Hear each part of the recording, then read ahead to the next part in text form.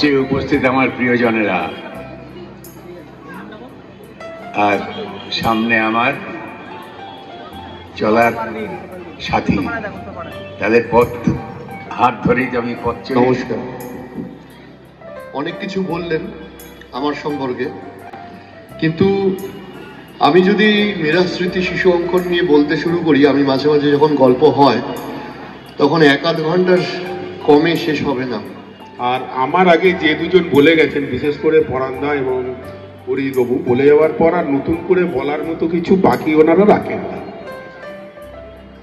সত্যি কথা বলতে, আজকের দিনে এই বর্তমান যে ইঁদুর দৌড়ের একটা জায়গা চলছে, সেখানে দাঁড়িয়ে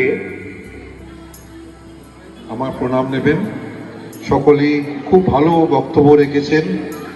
চঞ্চলদার এই এক্সিবিশনটা মীরা স্মৃতি আর্ট মেলাতে পরিণত হয়েছে।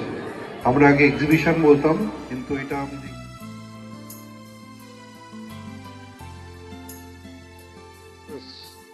উদ্দেশ্য লক্ষ্য সবকিছু মিলিয়ে মিশিয়ে একটা সুন্দর মননের অচল এটা। তো সেইটা অনুভূতির জায়গা কেমন লাগছে এটা আর ব্যাখ্যা করে লাভটা কি? এই যে কোনো মানুষের মনে এর একটা মানে কি বলবো, সুন্দর একটা প্রলেপ পড়বেই। আর আমরা যখন এই পথে চলাফেরা করি, সেখানে এটা দেখে আমি মুগ্ধ হয়ে যাচ্ছি।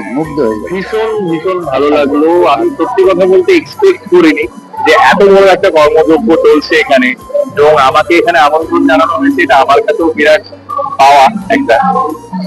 আজকালকার দিনে দাঁড়িয়ে এই আর্ট জিনিসটা, বিশেষ করে ড্রয়িং, এবং সেটাকে নিয়ে যে এত বড় স্কেলে ভাবা যায়, তা সত্যি তারিফযোগ্য, এবং মানে অনেকটা আনবিলিভেবল মনে হতে পারে যারা এখানে আসবে তাদের। তো আমি একটাই আশা রাখবো, এই মীরা স্মৃতি অঙ্কন প্রতিষ্ঠান সেটা উত্তরোত্তর আরো আরো আরো বড় হোক, এবং আরো নতুন নতুন রত্নকে তুলে আনুক। এটাই আমার বক্তব্য। ভীষণ ভীষণ ভালো লাগলো। আমি পরে সুযোগ করে আবার আসবো।